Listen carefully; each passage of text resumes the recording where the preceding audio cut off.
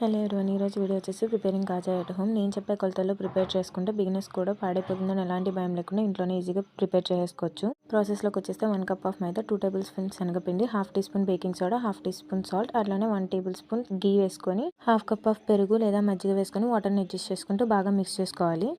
ఇక్కడ నేను చూపిస్తున్నట్టు కలుపుకోండి. కన్సిస్టెన్సీ వచ్చేసి చేతికి అంటుకోవాలన్నమాట. జిగురుగా బాగా గట్టిగా ఉండకూడదు, అట్లనే బాగా సాఫ్ట్గా ఉండకూడదు, మీడియంలో ఉండాలి.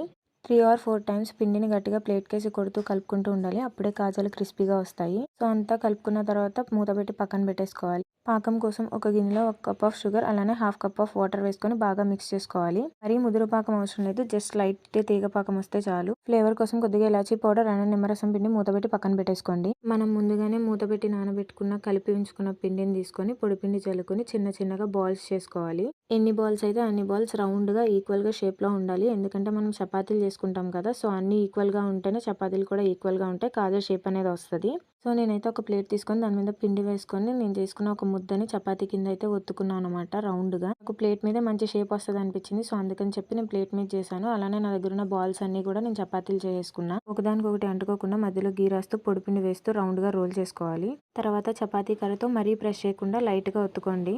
ఆఫ్టర్ దట్ మీకు నచ్చిన షేప్లో కట్ చేసుకోండి. ఆయిల్లో వేసి ఫ్రై చేసేటప్పుడు సపరేట్ అయిపోతాయి, సో అందుకని చెప్పి కొంచెం మైదా పిండిలో వాటర్ యాడ్ చేసుకొని ఎడ్జెస్ని అంటించండి గట్టిగా.